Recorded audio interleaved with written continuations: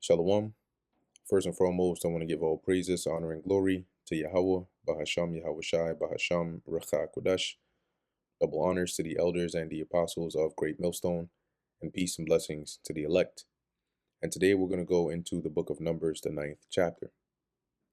And the Lord Yahweh spake unto Moses in the wilderness of Sinai, in the first month of the second year, after they were come out of the land of Egypt, saying, Let the children of Israel also keep the Passover at his appointed season.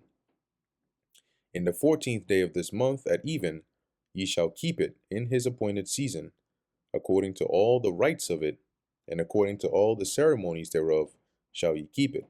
So, in the appointed time, even though they were in the wilderness, they would keep the Passover according to the exact way the Lord had instructed them to keep it. And Moses spake unto the children of Israel that they should keep the Passover, and they kept the Passover on the 14th day of the first month at even, in the wilderness of Sinai, according to all that the Lord Yahweh commanded Moses, so did the children of Israel. And there were certain men who were defiled by the dead body of a man, that they could not keep the Passover on that day, and they came before Moses and before Aaron on that day. So they were unclean, therefore they couldn't keep the Passover. And those men said unto him, We are defiled by the dead body of a man. Wherefore are we kept back, that we may not offer an offering of the Lord in his appointed season among the children of Israel? So what's going on? And we were defiled, but so does that mean that basically we're just that's it for us? We can't keep the Passover? We're supposed to. We have to. And Moses said unto them, Stand still, and I will hear what the Lord Yahweh will command concerning you. So, all right, you just hold on. Let me find out what the Lord's response to it is. And the Lord spake unto Moses. Now, notice he said here, right? We may not offer an offering of the Lord, right? And also, when you go into the Passover, right? When you read in Leviticus 23, it tells you that. Let's see, where is it? In Leviticus 23 and 7. In the first day ye shall have an holy convocation, ye shall do no servile work therein, but ye shall offer an offering made by fire unto the Lord 7 days, as part of the feast of unleavened bread. In the seventh day is an holy convocation, ye shall do no servile work therein. So basically, them not being able to partake in it, right? That's why they were coming to Moses to say, like, what's going on here? Like, what's the protocol? What can we do, right? Um, and the Lord spake unto Moses, saying, Speak unto the children of Israel, saying, If any man of you, or of your posterity, of your children, your descendants, shall be unclean by reason of a dead body, or be in a journey afar off, yet he shall keep the Passover unto the Lord. Okay?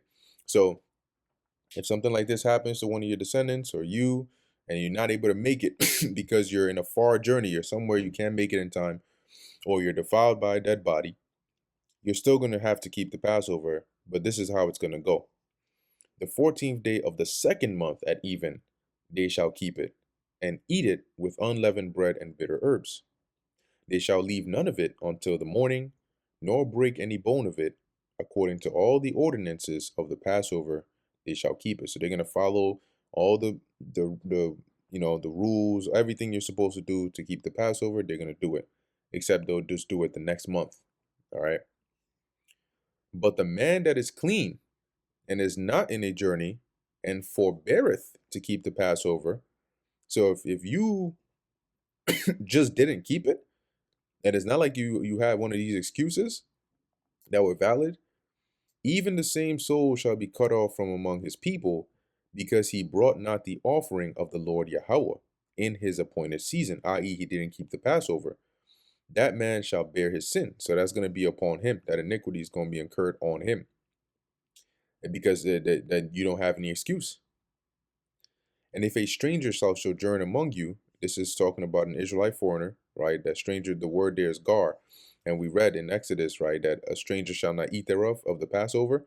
So this is talking about an Israelite that is foreign, right? They're not born in the land, but they come, as it says, and sojourn among you, and will keep the Passover unto the Lord, according to the ordinance of the Passover, and according to the manner thereof.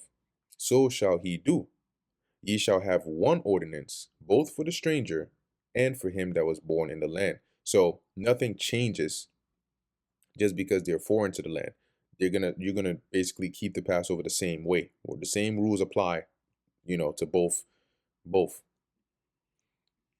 And on the day that the tabernacle was reared up, the cloud covered the tabernacle. So when they set up the tabernacle, the chariot came and hovered above it, namely the tent of the testimony.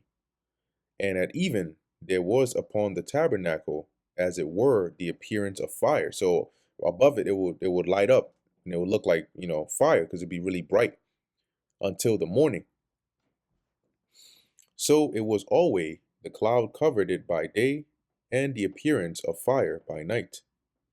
And when the cloud was taken up from the tabernacle, so when it lifted up, when it hovered up, went higher and ascended, then the children of Israel journeyed.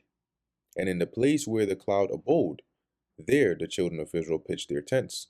So in the cloud, when the chariot would ascend up and it would start to move, they would pack up and they would follow it. And when it stopped, that's where they would set up camp. At the commandment of the Lord Yahweh, the children of Israel journeyed, and at the commandment of the Lord Yahweh, they pitched. So, and that commandment was based on the moving of that cloud or that chariot. As long as the cloud abode upon the tabernacle, they rested in their tents. And when the cloud tarried long upon the tabernacle many days, then the children of Israel kept the charge of the Lord and journeyed not. And so it was, when the cloud was a few days upon the tabernacle, according to the commandment of the Lord, they abode in their tents, and according to the commandment of the Lord, they journeyed. And so it was, when the cloud abode from even unto the morning. So if it stayed just overnight, and that the cloud was taken up in the morning, then they journeyed. So if you set up, then the cloud goes up the next morning, you pack up again the next morning. Whether it was a day, or whether it was by day or by night that the cloud was taken up, they journeyed. So if it was nighttime that the cloud went up, you got to wake up, pack up, we got to go. Or whether it were 2 days, or a month, or a year that the cloud tarried upon the tabernacle, remaining thereon, the children of Israel abode in their tents, and journeyed not. But when it was taken up, then they journeyed.